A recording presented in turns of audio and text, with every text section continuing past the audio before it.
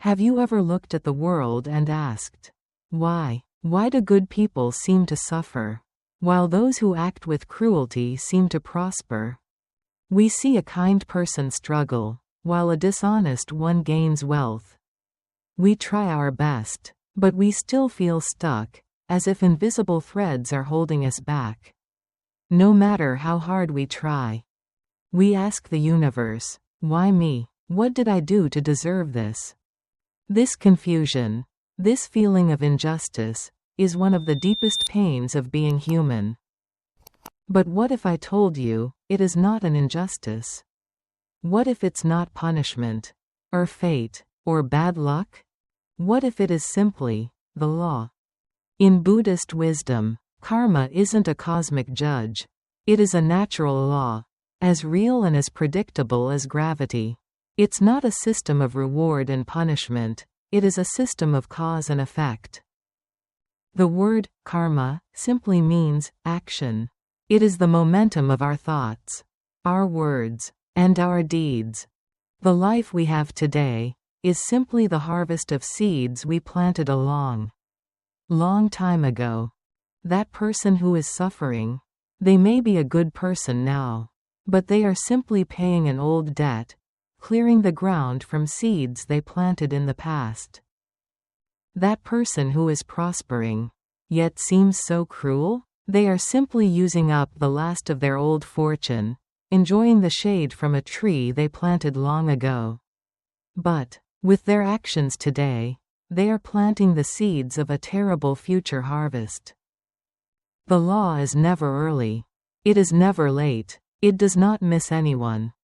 When you understand this, something profound happens. You stop being a victim, and you become an architect. This video is not about fear. It is about empowerment. It is a journey into the laws of your inner world, to understand the habits that are keeping you stuck, and to learn the tools that will set you free. This is not about changing the universe. It's about changing your mind. And that is the very essence of Tranquil Strength. So let's begin. Before we can build anything, we must check the foundation. And the foundation of our life is our mind. The first karmic trap is the mind of arrogance. Arrogance is the belief that, I know. It's the mind that is full. A full cup cannot receive any more water. The arrogant mind is the mind that loves to find fault in others. It looks at another person and says, they are wrong, they are foolish, I am better. The person who is arrogant is building a wall around themselves. They cannot learn, because they believe they already know. They cannot receive help, because they believe they don't need it. They may be very smart, very talented, but their arrogance will ensure their own isolation and downfall. The antidote, the foundation for all growth, is humility. Humility is not weakness. It is the ultimate strength. It is the mind of a student. It is the wisdom to know, I have so much to learn. The humble mind is like the earth. As the Buddha taught, it receives everything, good and bad, without being shaken. It is like the water, it always seeks the lowest place. And because of that, it gains the power of the entire ocean.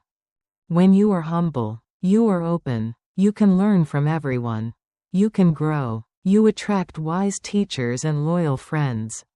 So, the first step is to soften, to open our minds. But then, we face the second trap. The second trap is the mind of inertia. This is the enemy within. This is the fog that kills our best intentions. It is the voice that says, I'll do it tomorrow. I'll start meditating when I have more time. I know this is the right path, but I'm too tired right now. This isn't just about being lazy with our work. It's about being lazy with our hearts. It's knowing we are wrong, but not bothering to change. It's hearing wisdom, but not applying it. Karma is action. Laziness is the lack of action. It is like a field you refuse to plant, a body you refuse to move. Over time, the field becomes barren, and the body becomes weak. The person who is lazy and inconsistent, who starts a practice today and gives up tomorrow, is like a person rowing a boat, but constantly changing direction. They put in a lot of effort, but they never reach the other shore.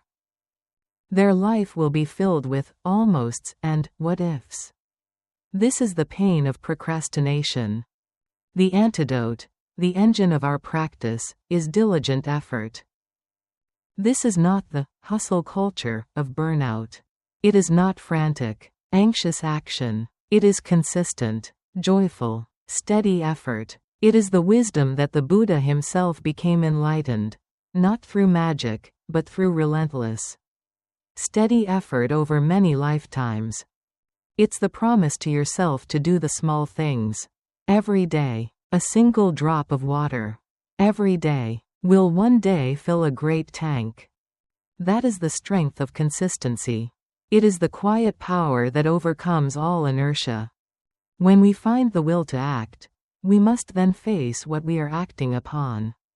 We must face the three great fires, the three poisons of the mind. The first poison is greed. This is the hungry ghost mind, the bottomless well. It is the feeling of never enough. It's not just greed for money.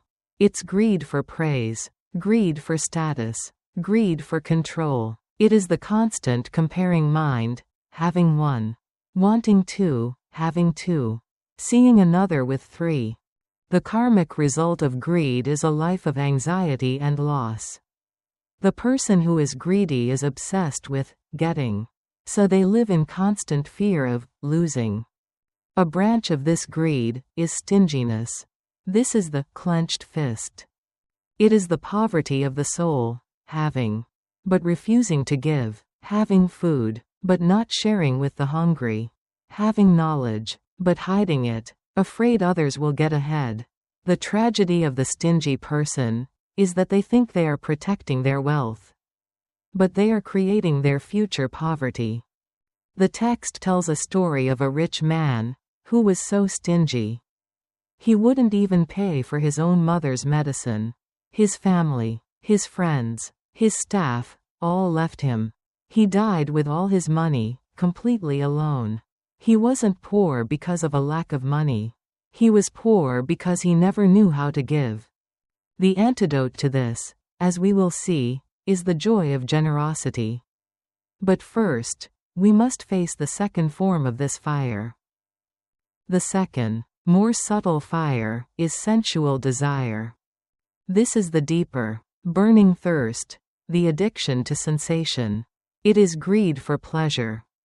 It is the craving for specific foods, for intoxication, for the thrill of the gamble. It is the endless scrolling, the need for constant entertainment, the mind that cannot be still. It is the fire that, when uncontrolled, burns down the house of our life. This desire, when it is not understood, creates chaos. It leads to adultery. This is not a moral judgment. It is a karmic fact. The act of adultery, of breaking the trust of a relationship, is one of the heaviest karmas. Why? Because it doesn't just harm one person. It harms your partner. It harms their partner. It harms your family, and their family. It shatters the foundation of trust for everyone involved. The person who lives by uncontrolled desire will live in a world of chaos. Their relationships will be unstable. Their mind will be restless. And their peace will be impossible to find. The antidote is contentment and clarity. It is the tranquil strength to observe the desire, without becoming the desire, to know that you are the sky, and the desire is just a cloud passing by. And when this greed, this desire, is blocked, the third poison explodes. This is the mind of anger. Anger is a fire. The Buddha taught that even 100 years of building merit can be burned down in a single night by one flash of intense anger. It is the poison that you drink, expecting the other person to die. The person who is always angry is holding a hot coal, intending to throw it at someone else, but they are the one getting burned first. The karmic result of anger is a life of conflict. You will be surrounded by angry people. You will find enemies everywhere. Your body will be sick. And your mind will never know peace. And a poison that flows directly from anger is the habit of criticism. Criticism is not the same as kind, constructive feedback. Kind feedback is a medicine. It is given with compassion, in private, with the true desire to help someone grow. Criticism is a poison. It is anger wearing a mask of honesty. It is the need to feel superior by making someone else feel small. It is the mind that is fast to see the faults in others, but blind to its own. The person who constantly criticizes is planting seeds of discord. They will live a life where they are always misunderstood, spoken ill of, and abandoned by friends. As the Buddha taught, the one who throws ashes against the wind will only have those ashes fly back into their own face. The antidote is patience and compassion. It is the strength to be silent when you are angry. It is the wisdom to see the suffering behind the other person's mistake. It is the courage to look at your own faults before you point out the faults of another. Our mind, our greed, our anger, our confusion, is the architect. But what is the material it uses to build our world? The first material is our speech. This is the bridge between your inner world and the outer world. We think our words just disappear. They don't. A word is a seed. A single word can make someone feel warm for the rest of their life. A single word can leave a scar that lasts forever. The arrow, once it leaves the bow, can never be called back. We create more karma with our speech than with our bodies. The Buddha taught there are 4 great karmic errors of speech. First, lying. A lie doesn't just deceive others. It builds a world of self-deception.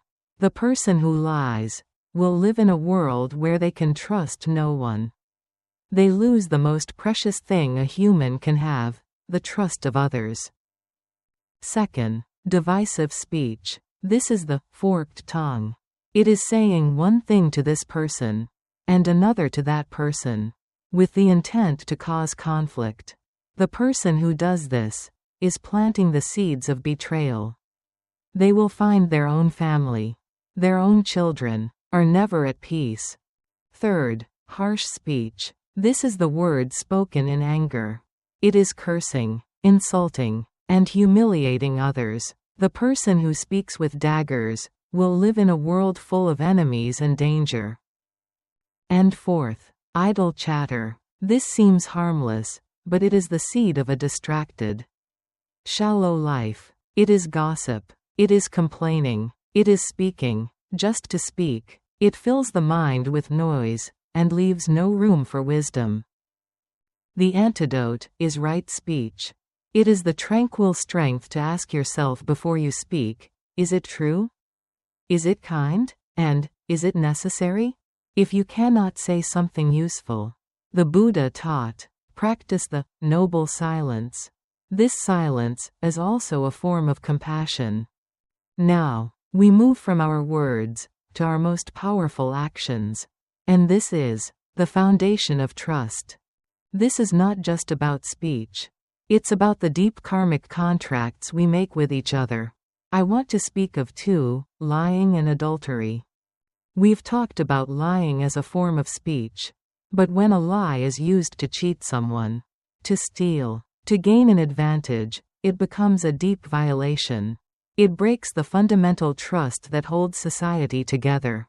The person who builds a life on deceit will find that their life collapses, just like a house built on sand. And as we touched on, the act of adultery is a profound betrayal.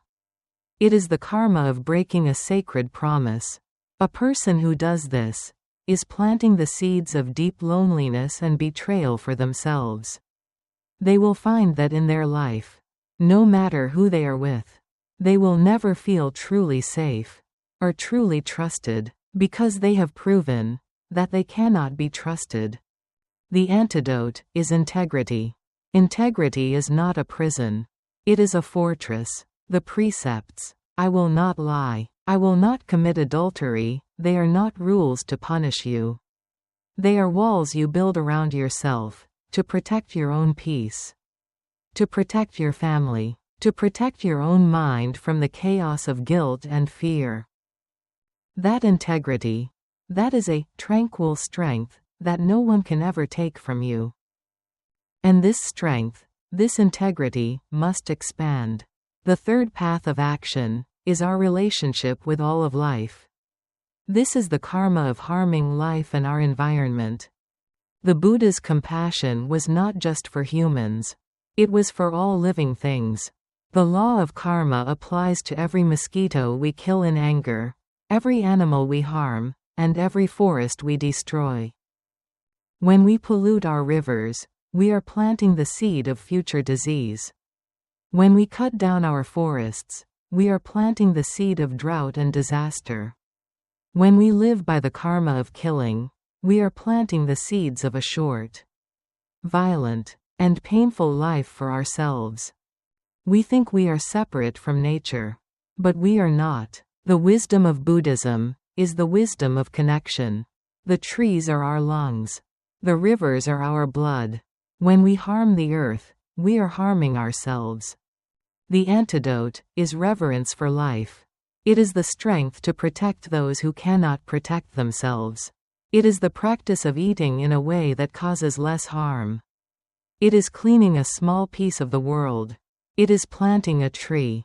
It is the story of the man who spent 20 years as a butcher, who was haunted by the eyes of the animals he had killed.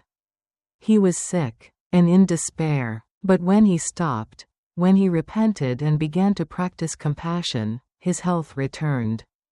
He changed his karma. It is never too late to change. We have faced our minds. We have faced our actions.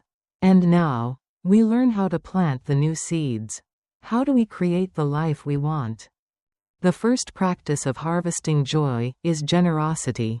This is the direct antidote to the poison of greed. Greed was the clenched fist.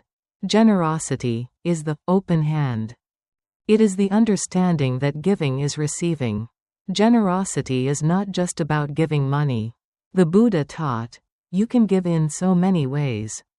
You can give material things, yes. A meal, $1, a coat. But you can also give knowledge, sharing wisdom, teaching someone a skill, offering a kind word of advice. And most powerfully, you can give the gift of no fear. This is giving a smile to a stranger. Giving your full, listening presence to a friend in pain. It is the gift of your calm, peaceful energy. You do not need to be rich to be generous. The text tells the story of the poor old woman, selling vegetables, who gave just one piece of rao every day to the temple. She didn't give because she had extra. She gave because she was grateful. And her harvest? A long life, a peaceful mind, and a loving family. The person who gives is planting the seeds of abundance. The universe will always provide for an open hand. The second practice is the soil for all these good seeds. It is gratitude. Gratitude is the direct antidote to arrogance, anger, and criticism. The person who is not grateful is a person who forgets. They forget the help they've received. They forget their roots. They easily become arrogant, complaining, and bitter. Their life will become one of loneliness, because no one will want to help a person who does not remember. The Buddha said, the rarest person in this world is the person who knows how to be grateful, and how to repay that gratitude. Gratitude is the ultimate tranquil strength. It is the conscious choice to see what is right instead of what is wrong.